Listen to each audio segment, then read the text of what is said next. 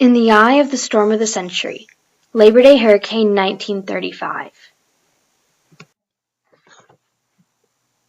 Key West, late August 1935. A patch of tropical storms was brewing in the Atlantic Ocean. The residents of Key West knew that they could be potential hurricanes if the conditions were just right, and that it was in the middle of hurricane season. However, most people didn't pay attention to this. The Labor Day Hurricane of 1935, also known as Florida Keys Hurricane, killed around 485 people, including around 200 World War I veterans. The lives of so many people were taken because meteorologists predicted the course of the storm wrong, since the equipment did not exist to track these types of storms accurately, and the people in charge of the veterans did not listen to the warnings.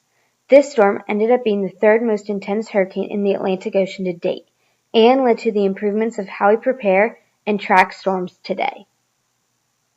In 1932, President Hoover promised to war veterans a bonus for wartime.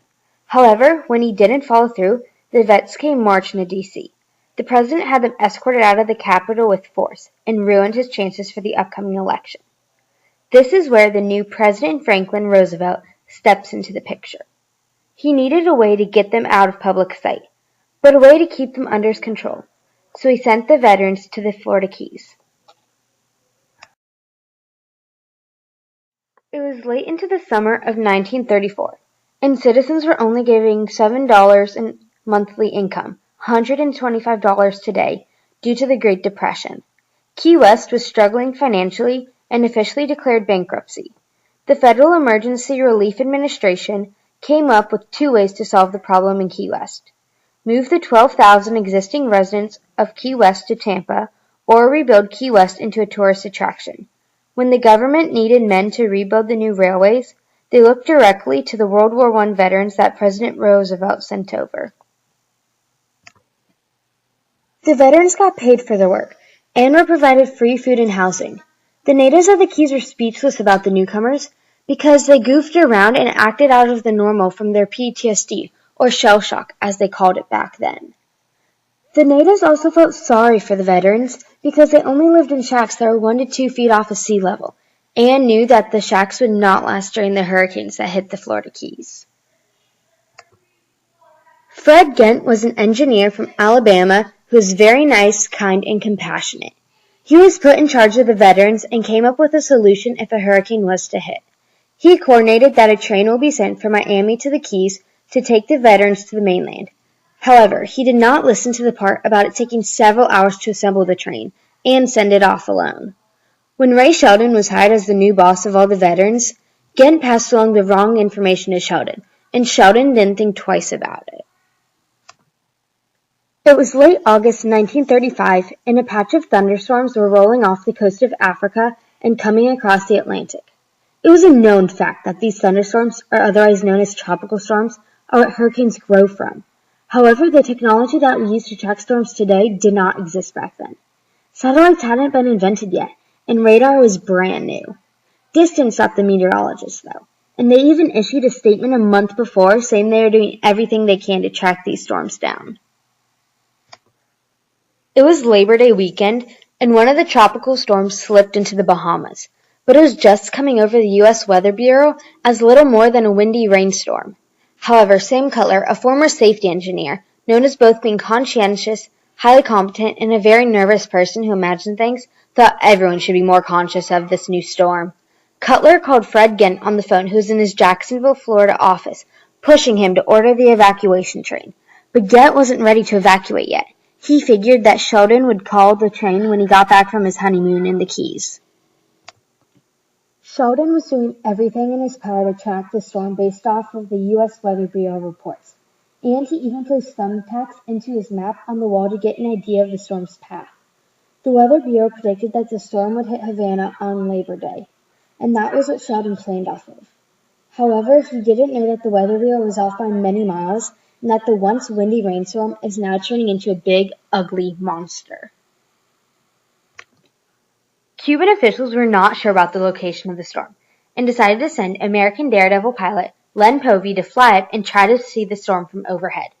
It was mid-afternoon by the time he saw it, and he described it like this. It appeared to be a cone-shaped body of clouds. introverted, rising to an altitude of 12,000 feet. The waves in the sea broke below against each other like striking a sea wall. He was the one to first see the Weather Bureau was incorrect and that it was heading for the Florida Keys. Fred Ghent finally ordered the evacuation train 2 p.m. on Monday, but it was only then that he realized it would take hours to assemble and set off. It was 4:25 p.m., and J.J. Haycraft, an engineer, opened throttle on his train and started its quest from Miami to the Florida Keys. During the trek to the Florida Keys, waves started crashing on the tracks and forced Haycraft to slow the train. Just a few miles away from Isla Morada, Haycraft was forced to stop the train because it was snagged with a steel cable that was blown across the tracks. This then took 80 minutes to untangle it and get back on the road. 8:15 p.m. The rescue train rolled into Isla Morada and stopped to pick up Ray Sheldon and other administrators. And as they were getting on the train, the full winds of 200 miles per hour and a massive storm surge slammed into the island. The entire train got toppled over, and only the engine of the rescue train stayed upright. With no way for the veterans to escape now, they didn't know what to do and started dying off, just like how their campground was being ripped apart. The vets were speared with flying lumber and hit in the heads with coconuts going 200 miles per hour. Or the veterans were just being blown straight off the island. When the storm was finally over 400 veterans died. 408 natives died, and over half the populations from the Keys to Miami died. The official barometer reading by the U.S. Weather Bureau was 26.35 inches, which made the Labor Day hurricane the most intense of any U.S. hurricane to have landfall. By the time reporters could actually travel to the Keys after the storm, it was known that Sheldon and Cutler had survived, and Sheldon and Ghent were being blamed for the veterans' death. The country was in an outrage. An official investigation was put on and concluded that the storm was an act of God. Ministers were frustrated by the conclusion and came out with their own one, saying the storm was an act of God, but it was the men who put the vets in harm's way.